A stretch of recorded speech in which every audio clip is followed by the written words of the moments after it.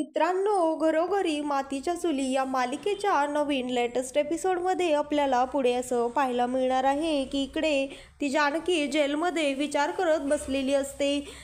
तिने तिच्या आईसोबत घालवलेला प्रत्येक क्षण आठवत असतो. तिला तिच्या आईने म्हणलेली अंगाई ही आठवत असते आणि तिच्या आईने तिला घास भरवलेलाही आठवत असतो. त्यावर ती ते सर्व आठवून रडत असते आणि तिला वाटत असतं, माझी आई मला इतक्यात भेटली काय आणि लगेचच आम्ही मायलेकी लगेच वेगळ्या झालो काय? खरंच माझ्यासोबत असं कसं झालं आणि यामागे कोण असेल? खरंच माझ्या आईला काही बरं वाईट तर झालं नसेल ना? पोलीस म्हणत आहेत त्याप्रमाणे असं म्हणून ती देवी आईकडे प्रार्थना करत असते. त्यानंतर तिला आठवतं की तिच्या आईने तिला कशा प्रकारे माया केली, आंबाळलं चोंबाळलं, ते सर्व गोष्टी ती आठवत असते. तिच्या आईची माया आणि इकडे पार्वतीसुद्धा तेच आठवत असते. पण ऐश्वर्या पार्वतीच्या जवळच असते. ती ऐश्वर्या तिला म्हणते, तू मला धोका दिला आहेस, मला अर्ध्यातनं सोडून जायचा तुझा प्लॅन होता आणि तुझी मुलगी तुला भेटली की तू मला धोका दिलास आणि त्यानंतर तुला तुझी मुलगी जवळची वाटायला लागली, तू तिची साथ दिलीस, पण तू विसरलीस की तुला मी इथे आणलं होतं. यावर ती पार्वती म्हणते, अगं ऐश्वर्या, माझ्या लेकीला काही करू नकोस, तिला सोडून दे, हवं तर तू माझा जीव घे पण तिला त्रास देऊ नको. त्यावर ती ऐश्वर्या म्हणते, मला इथे जीव द्यायला बोकड भेटलेलं असताना मी माशीवर कशाला थांबू? म्हणते, तू माझ्यासाठी माशीच आहेस, दुधात पडलेली माशी, जिला मी असं अलगद चिमटीत धरून उचलून फेकून देऊ शकते. त्यानंतर ती असं सांगते, तुला मी एवढ्या दिवसांपासून सांगण्याचा प्रयत्न करत होते पण तुला समजत नव्हतं आणि आणखीनही तुला ते समजत नाहीये. थांब, मी तुला सांगते. दिवस स्टोरी तुझ्या भोवती काय फिरली, तुला समजायला लागलं की तू या स्टोरीचे विलन आहेस. पण नाही ग वेडाबाई, असं काही नाहीये, तू फक्त या स्टोरीचा एक क्षण आहेस आणि मी अख्खा काळ आहे का? अगं, तू या सर्वामध्ये नव्हतीस पण तू या आता सर्वामध्ये अडकलेली आहेस आणि आता तू जगलीस काय मेलीस काय मला काय फरक पडणार आहे? मला काही फरक पडत नाही. पण जर तुझी मुलगी मात्र मेली ना तर मला फरक पडेल. ती अशी सहजासहजी मरता कामा नये, ती अशी तडफडून सडून मेली पाहिजे. जेव्हा जेव्हा या ऐश्वर्याला हार पत्करावी लागली ना, त्याच्या मागे ती कारणीभूत होती जानकी, तुझी मुलगी. त्यामुळे मी तिला असं सहजासहजी मरू देणार नाही आणि माझं लग्न देखील तिनेच मोडलं आहे. माझं सौमित्रसोबतचं लग्न मला मोडावं लागलं त्याला कारण देखील तुझी मुलगीच आहे. त्यावरती म्हणते, अगं, त्या नशिबाच्या गोष्टी असतात. त्यानंतर इकडे सौमित्र आणि ऋषिकेश घरी आलेले असतात. त्यानंतर नाना त्यांना विचारतात, आता काय म्हणाले, पुढे काय करणार आहात तुम्ही? पोलीस काही म्हणाले का, असं विचारपूस ते करत असतात. मित्र अण्णांना सांगत असतो, पोलीस जेव्हा उद्या कोर्टमध्ये बेलची कस्टडी मी मागेन त्यावेळेस ते याचिका पोलीस कस्टडीची दाखल करतील त्यावेळेसच मी त्या बोलची याचिका त्यांना सबमिट करेन. ही झालं तरीही सौमित्र तिला बेल ही मिळायलाच हवी. त्यावर तिकडे सौमित्र म्हणते, आणि ती रणदिवेंची सून आहे, शेवटी लोक काय म्हणत असतील? आणि सौमित्र म्हणते, मला तर काही कळेनासच झालेलं आहे. जानकी असं कसं करू शकते?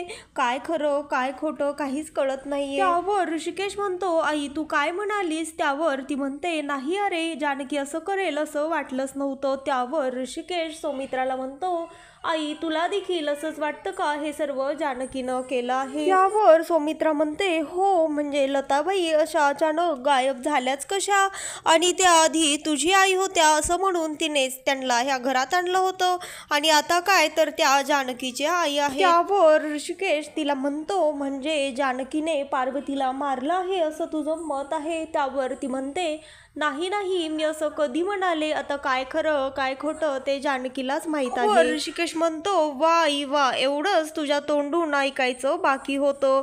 या घरामध्ये आल्यापासनं तिने तुलाही मांडलं होतं. ती जेवढं माझं ऐकत नव्हती तेवढं तिने तुझं ऐकलं होतं. काय आवडतं काय नाही, तुझे औषधं, तुझे पत्ते पाणी, एवढंच काय तर तू आजारी असताना तुझ्या उषा पायथ्याशी ती बसून राहिली. तिनं ह्या सर्व गोष्टीचं लक्ष केलं. रात्र तुझ्या उषा पायथ्याशी बसून राहिली ती. तुला आमटीमध्ये गुळाचा खडा आवडतो, तुला कढी कशी आवडते, एवढंच नाही तर तुला जाई-जुईचा हार नाही तर आपल्या बागेतल्या मोगऱ्याचा गजरा आवडतो. हे सर्वचे लक्ष तिने ठेवलं आणि तू तिलाच असं म्हणत आहेस, तिच्यावरच तू संशय घेतेस. हे सर्व मला माहीत आहे, कारण ती वारंवार तिने ते तितक्या वेळेस केलेलं आहे. ते पाहून कोणाच्याही हे लक्षात राहील. तर जेवढी काळजी तुझी जानकीने घेतली आहे तेवढी या घरातल्या कोणत्या माणसाने घेतली का ग, तूच सांग. हे तर जाऊच दे, पण ज्या वेळेस नानांना ऐश्वर्याने पायऱ्यावरनं ढकलून दिलं होतं त्यावेळेसही तिने किती काळजी घेतली आणि ते तिने सर्वांसमोर सत्य आणलं होतं. आणि एवढं असूनही तू असं तिच्याशी वागतेस. खरंच आई, आणि तरीही जर माझं काही चुकलं असेल तर मला माफ कर, असं तो सौमित्राला हात जोडून म्हणतो आणि वरती त्याच्या रूममध्ये निघून येतो. त्यानंतर वरती ओरडतच ओवी त्याच्याजवळ येते आणि त्याला मिठी मारते आणि म्हणते, बाबा आई कुठे गेली आहे, ती कधी येईल? मी आत्ता गुलाबदाला बोलताना ऐकलं होतं, आईला जेल झाली आहे. बाबा मला सांग ना, ती आता कधीच येणार नाही का रे, मला तिची आठवण येत आहे. त्यावर ऋषिकेश ओवीला म्हणतो, बाळा तू आधी रडणं बंद कर, आई लवकरच तुझ्याजवळ वापस येईल. त्यावर ओवी त्याला म्हणते, बाबा आई मला जोवर तिच्या कुशीमध्ये घेऊन अंगाई गाऊन झोपवत नाही ना तोवर मला झोप येत नाही, आणि तिच्या हाताने तिने मला भरवल्याशिवाय माझ्या अंगीही लागत नाही.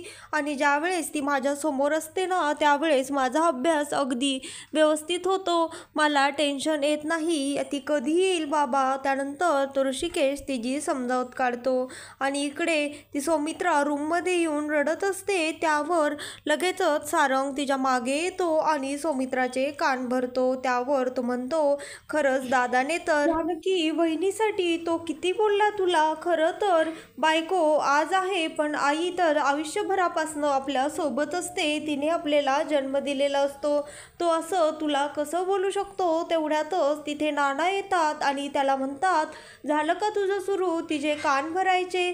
त्यावर तो म्हणतो, नाना मी तर तिला तिची समजूत काढत होतो, तिला समजावत होतो. त्यावर नाना म्हणतात, त्याची काही गरज नाहीये, तू इथनं बाहेर जा लगेचच, मी आहे आणखी तिला बोलायला, तिची समजावूत काढायला. असं म्हणून नाना त्याला तिथनं हाकलवून देतात आणि सौमित्राला म्हणतात, अगं नकोस रडू. आणि त्या सौमित्राचं तर त्या सारंगचं अजिबातच ऐकू नकोस. त्यावर ती म्हणते, बोला आणखी तुम्ही, मलाच बोला, आणि का नको मी ऐकू त्याचं? तुम्ही बघितलं ना बाहेर मला ऋषिकेश कसं बोलला.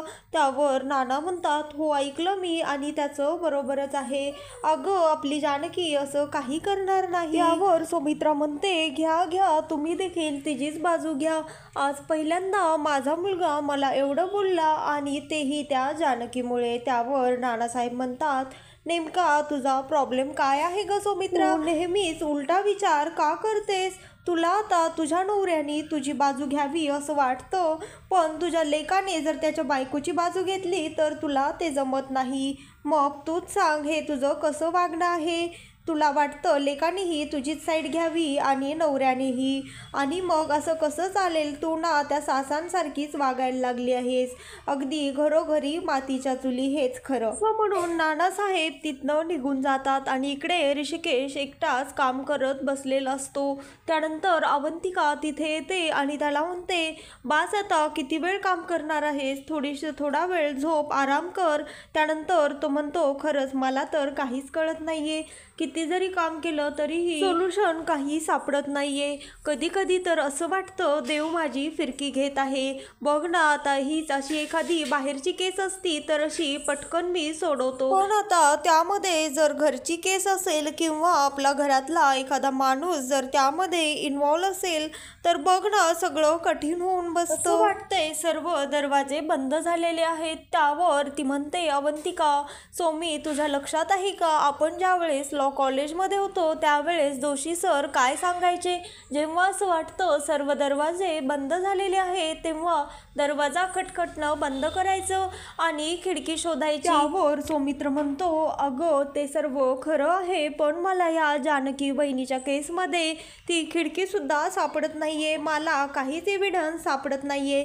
त्यावर अवंतिका म्हणते, अरे हो ते तर खरं आहे, पण त्या पोलिसांकडे तरी कुठे काही एव्हिडन्स आहे, प्रूफ आहे, आहे ते त्यांच्याकडे तर फक्त तो सो कॉल्ड काय ते आय विटनेसच आहे की त्यांना डेड बॉडीही सापडलेली नाहीये, त्यामुळे खून झाला आहे हे तरी कुठं सिद्ध होणार आहे. आणि इकडे जेलमध्ये जानकी एकटीच तिच्या आईचा विचार करत बसलेली असते. तिला फार आईची काळजी वाटत असते. तिला वाटत असतं माझ्या आईचं काही बरं वाईट तर झालं नसेल ना. आणि इकडे पार्वतीही देवाकडे तीच प्रार्थना करत असते.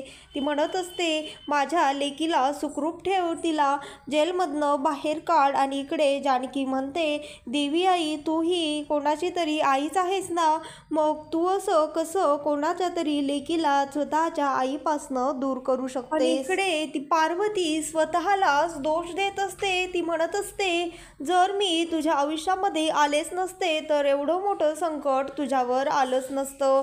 तुझ्या आयुष्यामध्ये हे जे काही संकट आलं आहे हे माझ्यामुळेच आलं आहे, मीच याला जबाबदार आहे. आणि इकडे ओवी रडत असते, देवाकडे प्रार्थना करत असते आणि देवाला म्हणत असते देव बाप्पा माझ्या आईला लवकर परत पाठव, तिला जेलमध्ये टाकू नकोस, तिची व्यवस्थित सुटका कर. आणि असं म्हणून ती रडत असते. हे सर्व नानासाहेब दुरून पाहत असतात. ओवीचं ते बोलणं ऐकून नानासाहेबांच्याही डोळ्यामध्ये पाणी येतं.